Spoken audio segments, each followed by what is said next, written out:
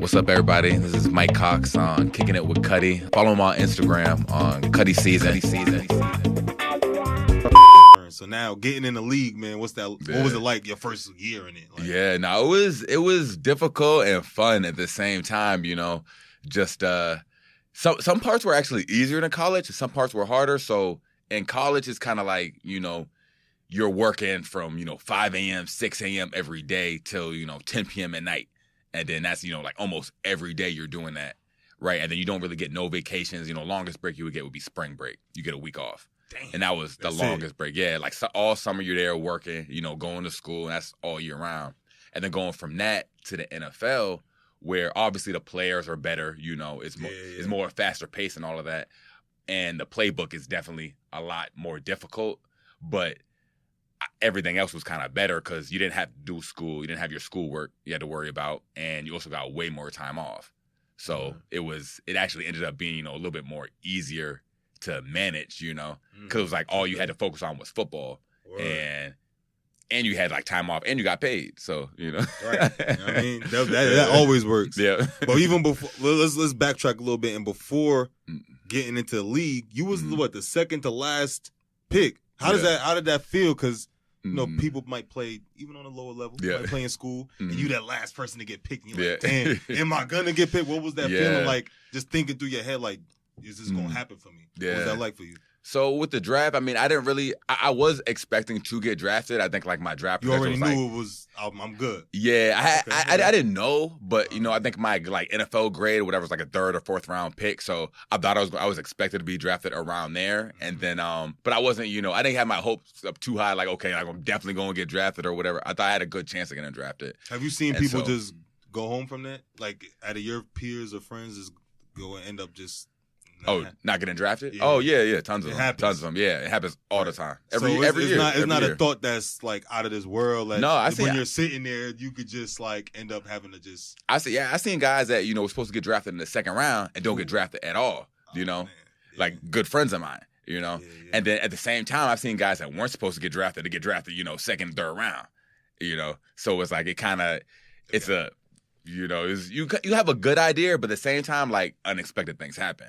So, I feel that. So now you in the NFL, you playing hard. What's the life like as far as just the glamorous part of it? Now we talking about the injuries and stuff like that. We spoke on that. What was the life like? Just what people want to see, the fun times. What was that like for you? Well, honestly, going to Michigan, it was really kind of similar to the NFL because Michigan is such school. Yeah, it's like a super, and it's all about football. Like everywhere you go, people just show you love. Going to restaurants, getting free stuff. Just living that everybody, life. Just everybody, everyone wants your autograph. Pictures and all that. Then NFL is really was kind of the same thing, just on a bigger scale. That was it. As opposed to just maybe being known. And that you're a city or you're a state or whatever, being known kind of everywhere. So that was kind of the biggest difference. But it was pretty similar though, honestly though. Was you traveling before? You was traveling before for games and stuff like that? Yeah. Now you're traveling further, or is it kind of the same? Pretty much the same thing, but just obviously in your free time, you have the money, you could travel to other places if you want to. Yeah, so. That money is really what's talking. Exactly, So we talk about the glamorous life and all the fun stuff, and I talk about injuries and the raw stuff. Yeah. You know what I'm saying? You got injured. You know what I'm saying? How'd that happen? So we're playing Seattle a couple years back, and I was doing a swing route, and then Eli was going to go throw me the ball. It was kind of it was like a little check down kind of play, and the safety had read the play, before Eli even threw it. He kind of saw where the ball was going, and he's coming 100 miles per hour, and he threw it to me. And then I go to catch it, and he threw it behind my back though, kind of. So I turned around and I catch it, and my back's to the defense. Okay. So I knew he was coming before I even turned to go catch the ball.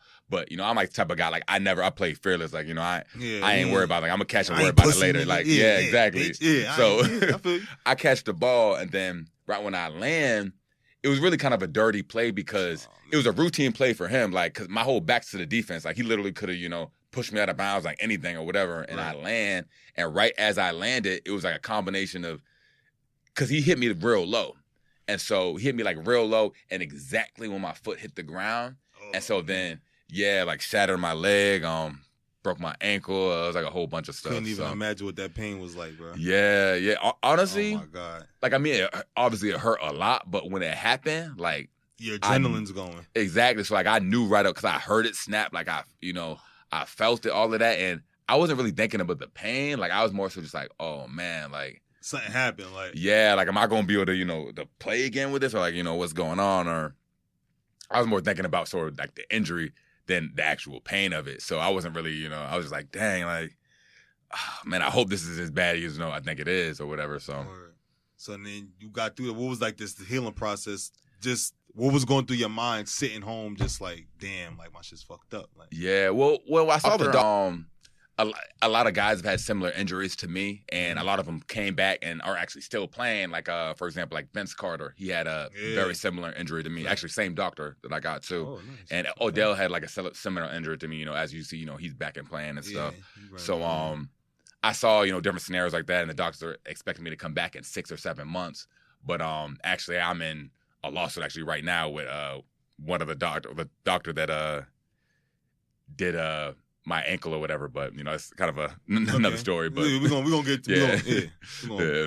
I feel that, you know what I mean? Yeah. So now you're home and you're just like going through it, you know what I'm saying? What would you, if you had any advice to give to somebody kind of going through that in a smaller scale, high school, college, what would you tell them? A kid that's sitting home in a cast right now. You know what I mean? Yeah, my advice is just, stick with your rehab, do what the doctor, tells you to do, and just, I don't know, just don't take time off. Like, don't push it, don't do too much, but at the same time, you don't want to do too little. You want to do what the doctor says and, keep up with your rehab and, making sure you do what you're supposed to do what the doctor tells you to do, just so you come back, as fast and safe as possible. Right. You don't want to, put anything else in jeopardy. Exactly. And taking more time off. You know exactly. Yeah. Because sometimes, guys might come back, like too early or something, and then, end up like re-hurting it, or, on the other scale might just, not take rehab seriously and not, do what they're supposed to do. Bro. Yeah. And then end up on the floor somewhere. Yeah, like, damn, like, what happened? Like, yeah. Word. So now, 2019, I'm saying you making moves internationally. Can you tell us what's going on right now? I have a couple companies, so I've been working a lot on that. Okay. So yeah. Nance tell me about he had that million number. What's going on with that? We talking millions now for businesses? We talking millions? That's what I'm trying to do, but as you should. Well, millions is my favorite number since I was a little kid. So it's always been. When did you learn a million? Because I feel like I didn't know what the number million until like middle school. I ain't gonna lie to you. I didn't know. I always knew it. Like, I don't know whether it was a commercial or something, or like like, oh, you just won $1 million. Just so you ready? Something like you that. was always had your mind ready for like for the big things. You know what I'm saying? Yeah. So that's always been 'cause I felt like whenever you hear it, it's always usually something good. Heck yeah. So you know what I'm saying it's always been my favorate number. Word. So as far as football, how we doing now? What we doing? How we doing? Yeah, actually, we're trying to see right now, but I've had 3 surgeries on my ankle, so I've been kind of dealing with that. So. Yeah, I guess we're just gonna see. Is it in the near future, far future? I might get a surgery actually next week. So good luck on that. We'll see. Man. Yeah.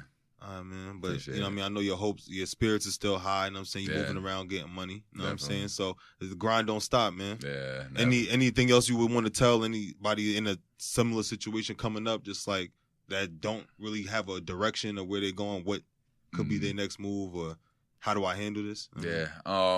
My tip is just, ideally, obviously, you do want to have a backup plan, because a lot of times people, will just think they'll have like their one thing they want to go for it. Then it's like, oh, I don't have no backup plan or nothing. And that can be a good mindset because you do want to be super focused on what you're doing. Yeah, you do want to be all in, but at the same time too, you want to have it whether like it's in sports don't last forever. So, eventually it's going to have to stop. And so you should have that backup plan for when it does stop, or at least have an idea. And so when that day does come, which it will come, that, you're ready to move on to that next chapter and, make it a lot more smooth than opposed to, not doing no type of research or nothing at all. And just being like, scrambling, like, oh shit. Yeah. I got rent. Yeah. Bills, child support, exactly. So definitely, at least start that process early because it'll make it so much easier for when it does come, as opposed to just trying to figure it all out when it's, when you have to do it. Word. Yeah. I like that advice right there. And I think that could go across boards on anybody. I'm saying if you're doing one thing, always just don't keep all your eggs in one basket. That's what they like to say. Yeah. Word, man. Micheal Cox Jr., man, I thank you for coming through, kicking it with your boy, man. I appreciate you. We rocking, man.